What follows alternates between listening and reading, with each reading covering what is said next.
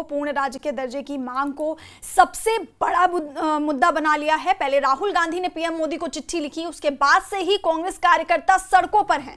रविवार को लगातार दूसरे दिन कांग्रेस ने स्टेटहुड की मांग पर मोर्चा खोला। रविवार को जम्मू में पार्टी दफ्तर से कांग्रेस कार्यकर्ताओं ने राजभवन की तरफ कूच किया।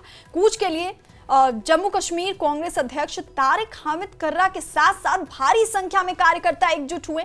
इस दौरान पुलिस और कार्यकर्ताओं के बीच धक्का मुक्की भी हुई। पुलिस ने कार्यकर्ताओं को रोकने की कोशिश की तो वो बैरिकेडिंग को तोड़कर आगे बढ़ गए, लेकिन राजभवन कूच करते वक्त पुलिस ने कई कार्यकर्ताओं को हिरासत में ले लिया। इस दौरान कांग्रेस प्रदेशाध्यक्ष तारिक हामिद कर्रा ने कहा कि सोमवार को कांग्रेस संसद का घेराव करेगी और सरकार को उसके स्टेटहुड वाले वादे की याद दिलाएगी।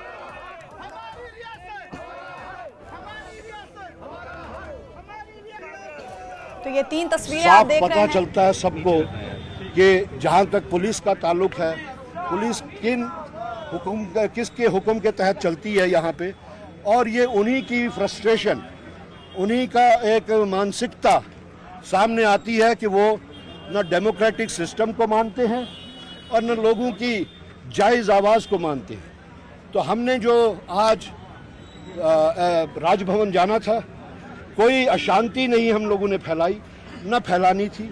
हमने अपना जो मेमोरेंडम था, जो हमने श्रीनगर में भी मेमोरेंडम बना के आगे भेजा, यहाँ पे भी हमने एलजी साहब को वो मेमोरेंडम देना था ताकि वो प्राइम मिनिस्टर साहब के पास वो मेमोरेंडम पहुँचे।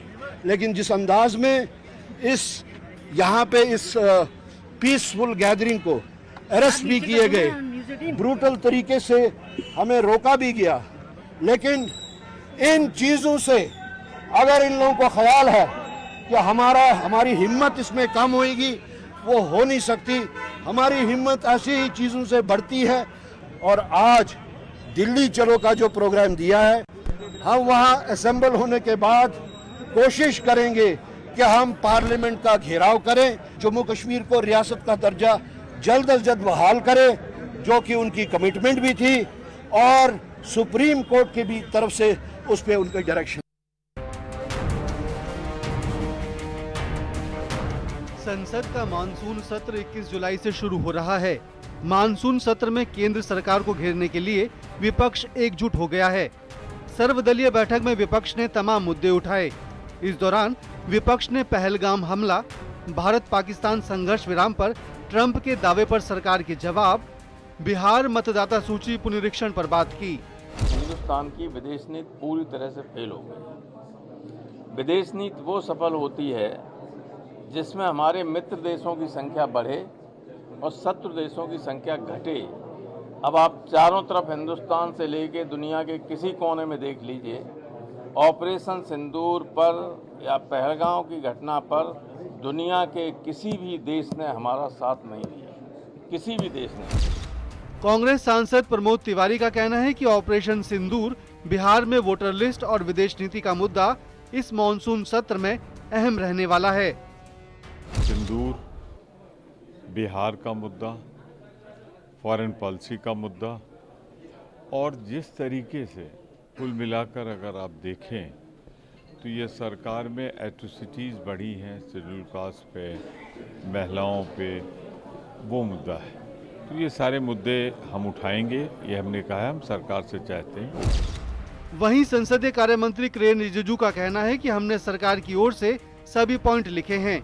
हमने कहा है कि सदन अच्छे से चले, इसके लिए पक्ष और विपक्ष को अच्छे से काम करना होगा।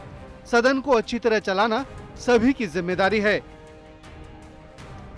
सरकार की ओर से हम लोग ने सारा पॉइंट्स नोट किए हैं और हमने ये रिक्वेस्ट किया है कि सदन अच्छा से चले, इसके लिए पक्ष और विपक्ष मिल करके हमको काम करना होगा, आपस में कोऑर्डिनेशन अच्छी तरह से रखना होगा। हम पॉलिटिकल पार्टीज अलग अलग विचारधारा का हो सकता है, मगर पार्लियामेंट का सदन अच्छी तरह से चले, ये सबका जिम्मेदारी है। संसद का ये मानसून सत्र 21 अगस्त तक चलेगा। इसमें कुल 21 बैठकें होंगी। जस्टिस यशवंत वर्मा के कैश कांड को लेकर केंद्रीय मंत्री किरेन रिजिजू का कहना है कि न्यायपालिका में भ्रष्टाचार एक बेहद संवेदनशील मामला है। सभी राजनीतिक दल इस मुद्दे पर एकजुट हैं। इस सत्र में जस्टिस यशवंत वर्मा के खिलाफ सरकार महाभियोग लाएगी। महाभियोग के प्रस्ताव पर सांसदों ने हस्ताक्षर किए हैं। Bureau report, news 18, Uttar Pradesh, Uttarakhand. और रुकेंगे